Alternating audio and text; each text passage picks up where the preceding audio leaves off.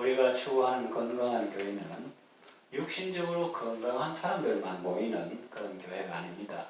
장애인이나 비장애인이나 다 함께 모일 수 있는 교회입니다. 또 연로하신 분이나 어린아이나 사무직이나 막노동에 종사하는 사람을 물론하고 누구나 다 모일 수 있고 누구나 다 환영받을 수 있는 교회입니다. 다양한 사람들이 조화를 이루며 살아가는 공동체가 건강한 공동체입니다. 교회는 예수님을 믿는 사람들의 모임인데 믿음이라고 해서 다 같은 것은 아닙니다. 연약한 믿음이 있고 강한 믿음이 있습니다. 사도 바울은 강한 자의 입장에서 믿음이 연약한 자를 배려하라는 의도로 말합니다. 여러분은 믿음이 강한 사람입니까? 아니면 믿음이 연약한 사람입니까? 선뜻 대답하기 어렵죠. 어떤 부분에서는 믿음이 강한 것 같은데 어떤 부분에서는 아직도 내 믿음이 연약하구나 라고 생각될 수 있습니다. 그래서 우리는 성경을 읽을 때 이 말씀을 어느 특정한 부류의 사람에게만 적용하기보다는 모든 사람에게 다 적용될 수 있는 원리로 받아들이는 것이 좋겠습니다. 다시 말하면 우리 각자는 공동체 안에서 나와 다른 사람과 어떻게 함께 살아가야 할지를 가르쳐 주시는 말씀입니다. 교회 안에서 나와 성향이 다르고 기질이 다른 사람과 어떻게 살아야 할까요? 좀 더 범위를 좁혀서 믿음이 연약한 자에 대해서 우리는 어떻게 행동해야 할까요? 첫째로 그대로 받아주십시오. 믿음에는 강한 믿음이 있고 연약한 믿음이 있습니다. 또 큰 믿음이 있고 작은 믿음도 있습니다. 강한 믿음은 어떤 믿음입니까? 음식 먹는 것을 예로 들면 강한 믿음은 모든 것을 먹는 믿음입니다. 삼겹살도 먹고 불고기도 먹고 떡도 먹고 잡채도 먹습니다. 그런데 연약한 믿음은 채소만 먹습니다.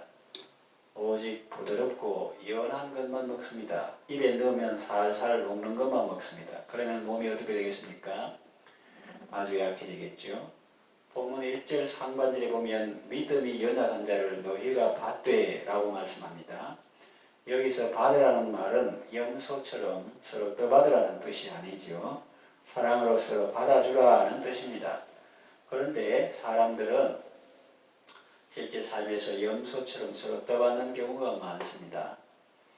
믿음이 연약한 자를 받아주어야 합니다. 교회 안에는 강한 믿음을 가진 사람도 있고 연약한 믿음을 가진 사람도 있습니다. 강한 믿음을 가진 사람은 자기의 주장을 절대시하지 말고 연약한 믿음도 있음을 인정하고 그를 비판하지 말고 받아주어야 합니다. 의견이 좀 다를 수는 있지만 그래도 함께 가는 것이 가족입니다. 자기 의견과 다르다고 해서 다른 사람을 무시하고 비판하는 것은 성숙하지 못한 태도입니다. 이것은 단순한 윤리, 도덕 이상의 문제입니다. 그것은 신앙의 문제입니다. 우리가 다른 사람을 용납해야 할 이유는 주님께서 먼저 나를 용납해 주셨기 때문입니다. 복음성어 가사와 같이 사랑의 주님이 날 사랑하시네 내 모습 이대로 받으셨네. 사랑의 주님이 날 사랑하듯이 나도 너를 사랑하며 섬기리 그러죠. 주님은 내 모습 이대로 받아주셨습니다. 나와 다른 형제도 그대로 받아줄 때 우리의 공동체는 더욱 아름답고 건강하게 세워질 것입니다. 다양한 사람들 속에서 다툼이 아닌 조화로 또 미움이 아닌 사랑으로 승리하시길 바랍니다. 두 번째, 그의 의견을 비판하지 말라고 말씀하십니다. 어떤 성도가 다른 성도와 함께 식당에 갔는데 그 성도가 돼지고기를 먹는 것을 보았습니다. 그래서 이렇게 말했습니다. 구약 성경에 보면 돼지고기를 먹지 말라고 했는데 너는 왜 돼지고기를 먹니? 내가 볼 때 너는 잘못된 신앙을 가진 것 같아. 그러지 말라는 말씀입니다. 그리고 어떤 사람은 비건주의자입니다. 우리 도회동에도 이 골목을 걸어보면 비건 그런 식당이 있습니다. 그것은 채식주의자라는 뜻입니다. 식당에서 그가 고기에는 일체 손을 대지 않는 것을 보고 그 친구가 말했습니다. 너는 왜 돼지고기뿐만 아니라 고기 종류는 일체 손을 안 대고 채소만 먹니? 지금이 구약 시대야? 노아 홍수 전 시대야? 사람이 그렇게 까다로워서야 이 험한 세상을 어떻게 살아가겠니? 그러지 말라는 말씀입니다. 내 기준으로 섣불리 남을 비판하지 말고 상대방의 입장에서 그의 행동을 이해하려고 노력해야겠습니다. 이 원리는 영적으로도 적용할 수 있습니다. 어쩌면 이게 더 중요하다고 볼 수 있는데 사도행전 10장에 보면 베드로가 모두장이 시몬의 집에서 기도할 때 환상을 보는 내용이 나옵니다. 하늘이 열리며 한 그릇이 내려옵니다. 큰 보자기 같고 네 귀를 메어서 땅에 들이웠습니다. 그 안에는 땅에 있는 각종 네 발 가진 짐승과 기는 것과 공중에 나는 새들이 있었습니다. 주께서 환상 중에 말씀하셨습니다. 베드로야 일어나 잡아먹으라. 그때 베드로는 펄쩍 뛰며 말했습니다. 주여 그럴 수 없나이다. 저는 지금까지 살아오면서 속되고 깨끗하지 아니한 것을 결코 먹지 않았습니다. 그때 소리가 났습니다. 하나님께서 깨끗하다 한 것을 네가 속되다 하지 말라. 이런 일이 3번 있었습니다. 그것은 하나님께서 베드로에게 이렇게 말씀하신 것과 같습니다. 너는 이방인을 부정한 사람들이라 생각하고 그들의 집에 가는 것을 꺼려하지 말아라. 그래서 이 환상을 보고 베드로는 결국 고넬료의 집에 갔고 모인 사람들에게 복음을 전했고 하나님은 성령을 부어주셨습니다. 이 경우 베드로는 믿음이 연약한 자라고 할 수 있습니다. 그래서 이방인을 부정한 사람들이라 생각하고 그들에게 복음 전하는 것을 생각지 못했고 그들이 성령 받을 줄은 꿈도 꾸지 못했습니다. 지금도 자기 믿음에 따라서 특정 음식을 안 믿는 사람이 있고 또 영적으로 어떤 것을 부정하게 생각하는 사람도 있습니다. 그럴 때 그 사람을 그대로 받아들이고 옳고 그름을 떠나서 그 사람은 자기 신앙 양심대로 그렇게 하고 있다. 만일 하나님께서 필요하시면 베드로에게 환상을 통해서 말씀하실 것처럼 그렇게 역사하시고 자기 신앙 양심대로 살아가는 그것을 받아들이고 그의 의견을 비판하지 말라는 말씀입니다. 셋째, 업신여기지 말고 존중하라고 말씀하십니다. 본문 3절 먹는 자는 먹지 않는 자를 업신여기지 말고 먹지 않는 자는 먹는 자를 비판하지 말라. 이는 하나님이 그를 받으셨습니다. 그랬어요. 먹는 자는 먹지 않는 자를 업신여기지 말고 야, 너는 이것저것 고기 감사함으로 먹으면 되지 그렇게 까다롭게 해가지고 돼지고기도 안 먹고 채소만 먹냐? 그렇게 먹지 않는 자를 업신여기지 말고 또 먹지 않는 자는 먹는 자를 비판하지 말라. 음식도 저런 걸 먹나? 그리고 영적인 문제도 이방인은 부정한데 어떻게 이방인의 집에 가가지고 같이 먹을 수 있노? 이렇게 먹는 자를 비판하지 말라. 이는 하나님이 그를 받으셨습니다. 그랬어요.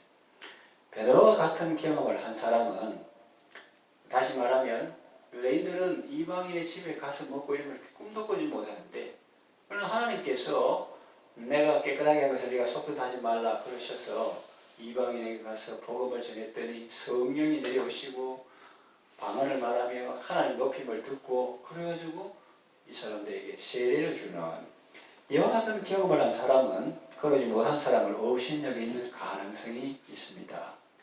그래서 속으로 이렇게 생각하겠죠. 나는 환상을 보았어. 그것도 환상을 3번이나 보았어. 하나님께서 내게 분명히 말씀하셨지. 내가 깨끗하게 할 것을 내가 속되다 하지 말라고. 나는 그 말씀을 듣고 바로 깨달았지. 그래서 이방인 고넬료의 집에 갔던 거고 나는 거기서 복음을 전했고 하나님은 성령을 부어주셨지. 그래서 그들에게 예수 그리스도 이름으로 세례를 베풀어서 그래서 이방인 선교를 거부하는 사람들에게 잘난 체 하거나 유대인들이 너 어떻게 이방인 집에 가서 먹고 그랬냐 이렇게 할 때 거부하는 사람들에게 잘난 체 하거나 그들을 업신여길 수 있습니다. 며칠 전까지는 자기도 그들과 똑같은 입장에 있었으면서 자기도 하나님의 안내를 받고 그런 놀라운 놀라운 체험을 했으면서 이제 사람들이 자기 말이나 행동을 이해하지 못한다고 그들을 업신여기면 되겠습니까? 자기도 며칠 전까지만 해도 벌쩍 뛰면서 절대로 부정한 거 먹은 적이 없습니다. 그렇게 했는데 다시 말하면 이방인이 성경 받고 구원받는 걸 정확히 모여놓고 유대인들이 이렇게 자기를 힐난할 때 그들을 업신여기면 되겠나 하는 거죠. 다행하게도 베드로는 그렇게 행동하지 않았습니다. 그는 먹는 자였지만 다시 말하면 이방인에 가서 복음을 전하는 그런 사람이었지만 먹지 못하는 자들을 업신여기지 않았습니다. 사도행전 11장에 그 내용이 나옵니다. 유대에 있는 사도들과 형제들이 이방인들도 하나님의 말씀을 받았다 함을 들었습니다. 베드로가 예루살렘에 올라갔을 때 할례자들이 비난했습니다. 네가 무할례지의 집에 들어가 함께 먹었다. 보통 사람들은 너희들 알지도 못하면서 그런 비판을 하니? 난 하나님이 엄청 들었단 말이야. 이렇게 하면서 막 이렇게 자단착을 업신여길 수 있는데 그렇지 않고 베드로는 그들에게 그가 경험한 일을 차례로 설명했습니다. 인내심을 가지고 아주 친절하게 일의 처음과 나중을 아주 소상하게 설명했습니다. 그제야 사람들은 잠잠하며 하나님께 영광을 돌렸습니다. 이것이 결코 쉬운 일은 아닙니다. 하나님의 음성을 듣고 성령의 지시를 받았다고 하면서 사람들에게 무례하게 행동하기 쉽습니다. 그러나 베드로는 그러지 않았습니다. 그래서 이방인도 살리고 유대인도 살릴 수 있었습니다. 이방인들도 방언하며 하나님을 높이게 되었고 할례자라고 하던 그 유대인들도 잠잠히 하나님께 영광을 돌리게 되었습니다. 먹는 자는 먹지 않는 자를 업신여기지 말아야 합니다. 그리고 먹지 않는 자는 먹는 자를 비판하지 말아야 합니다. 왜냐하면 하나님이 그를 받으셨기 때문입니다. 우리는 자기 생각대로 남을 함부로 판단하지 말아야 합니다. 자기 믿음을 기준으로 다른 사람을 함부로 판단하지 말아야 합니다. 여기서 한 가지 짚고 넘어가려고 합니다. 믿음이 연약한 것과 믿음이 없고 패역한 것과는 다르다는 것입니다. 다시 말하면 연약한 것과 악한 것은 다릅니다. 영어 단어도 다릅니다. 연약한 것은 weak로 되어 있고 악한 것은 evil로 되어 있죠. 연약한 것은 우리가 배려해야 하지만 악한 것은 배척해야 합니다. 악한 것이 마치 연약한 것처럼 자기 합리화하는 것을 경계해야 합니다. 그리고 그것을 잘 분별해야 합니다. 믿음이 연약한 자를 받으라 했지 악한 행동을 용납하라고 하지 않았습니다. 이 두 경우를 잘 분별할 수 있도록 성령님께 지혜를 구하시기 바랍니다. 이 말씀을 정리하며 마치겠습니다. 교회 안에는 다양한 사람들이 있습니다. 기질도 다르고 성향도 다르고 출신 배경도 다르고 나이도 다릅니다. 믿음의 정도도 다릅니다. 각자 자기 것이 옳다고 생각하고 자기 기준으로 남을 업신여기거나 비판하면 시끄러워지고 다툼이 생깁니다. 그러나 베드로처럼 형제에 대해 사랑과 친절로 대한다면 서로를 이해하게 되고 모든 사람이 구원을 받으며 하나님은 영광을 받으실 것입니다.